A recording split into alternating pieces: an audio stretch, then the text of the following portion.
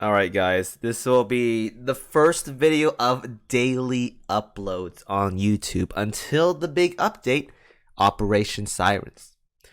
I'm going to be making videos separate every single day to prepare you guys for the upcoming event. Nothing too crazy, just ways to help you, I don't know, bring some awareness into light for the upcoming content so you guys have something to look forward to. Now, this is the second take because the first one was kind of scuffed, but I'm gonna try not to screw up this one. I'm gonna try my best. So let's go. The first topic of today will be important ships. Important ships. Now, there's gonna be a lot of these, and I'm probably gonna miss some as well. So feel free to add some lists of ships you guys want into the comments. I don't really care. Go ahead and do that if you guys want to, but I'm gonna list the ones that are on my mind as of right now. I want to say that aside from DPS ships like Ozuma, or not Ozuma, Georgia, Ibuki, torpedo memes and stuff. Those are good ships for torpedoes. I won't lie. Like they do raw damage, right?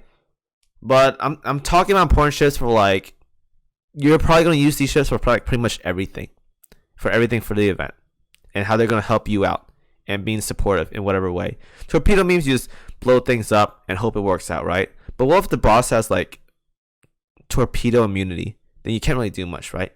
Same with like raw damage. You can use whatever you want, honestly. I really don't care.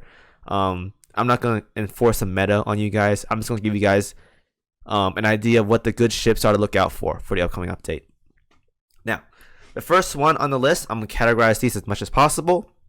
Shinano, Tosa, and Casablanca. Now, the reason why these ships are so good is because they have passive procs on the 3rd, 4th, and 5th sortie. I believe Casablanca's takes effect right away with the aviation bonus. But Shinano, Tosa, they have a barrage that procs on the 3rd, 4th, and 5th sortie of the map, which is very good. Free damage, can't go wrong with that. Shinano is also probably one of the best carriers for DPS as of right now. Tied with some other ones, but I'm not going to get into further details with those. But definitely, if not the strongest, one of the strongest as of right now. Tosa isn't bad damage either. Has a lot of wave clear. Definitely a good choice as well. Not the biggest damage, but a lot of wave clear. In Casablanca, she may not have the highest damage, but she does offer 4% reload and 4% aviation after the nerfs, assuming the nerfs do carry over from the patch notes, but I'm not going to talk about that specifically. You get a passive buff for aviation for all carriers. Can't go wrong with that. Number 2, Cleveland and Kent. Now, I screwed up my numbers real quick, but I'm going to do this as I talk. Cleveland and Kent, the reason why these ships are so good is because they have one special skill as to why they're good. And it's called Assault Order. If you guys don't know what Assault Order is, it is a 10% chance, or not, 25% chance to proc. And if you do proc it, you gain 25 additional percent damage for all ships in that fleet, which is insane for burst damage, which most likely is what a lot of people are going to do, burst damage. So that is a very good ship. If you guys don't have Cleveland, Kent works too, but most of you guys should have Cleveland. Not to mention Cleveland has anti-air. You need anti-air and light, and she's a light cruiser because light cruiser meaning she has better movement speed than Kent. Can't go wrong with there whatsoever. Number 3, we have Perseus Ryujo Unicorn. Now, I'll put Perseus the highest one because she is probably the best ship for this update, even with the nerfs of 3% HP regen to 1.5%. Assuming that carries over, still one of the best ships in the game. You have preload on heals, you have passive heals, like it's insane. Probably the best ship for sustain, and probably the best ship for the whole update. Ryujo is also not bad either, one of the best healers in the game as well. And if you don't have her, or you don't have Perseus, Unicorn works as well. Not as effective as those other two, but she can still work plentiful just as fine. Now, number 4, we have Ozuma. Now, I did say damage dealing won't be a thing for this specific video, but for Ozuma's case, it is different. Ozuma is probably the only ship in this game that's capable of doing backline battleship damage, because she's basically a battleship herself.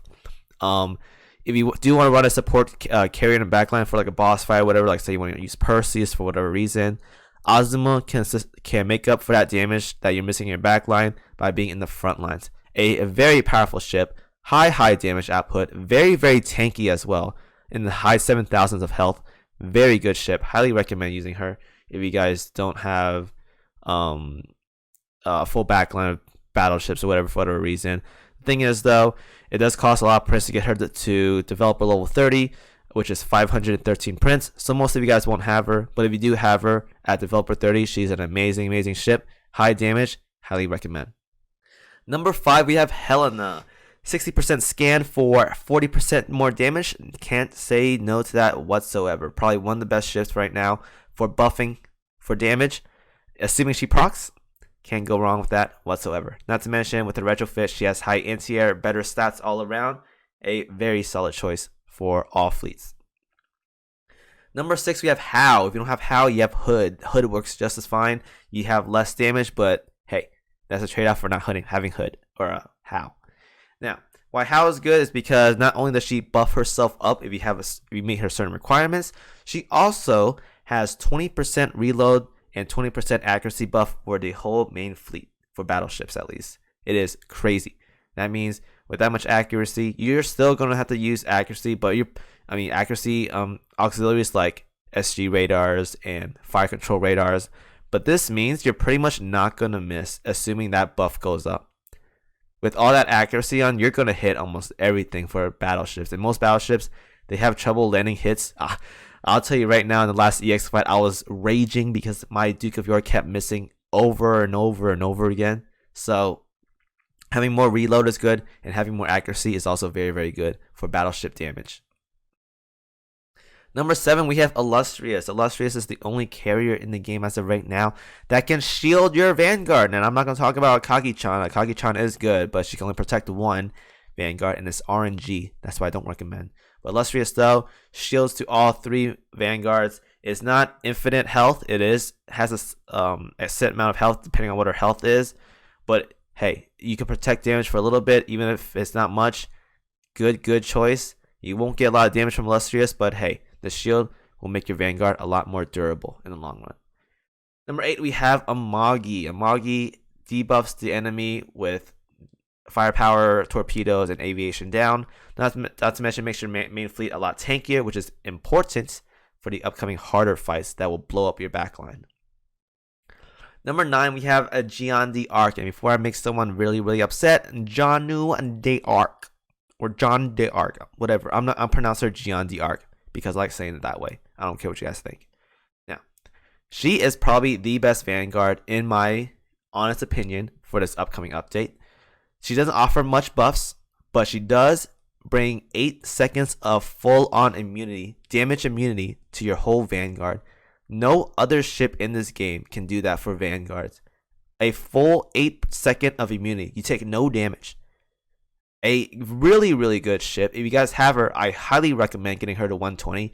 A very good ship, and I'm going to specifically use her a lot in the upcoming update as well. Very good ship.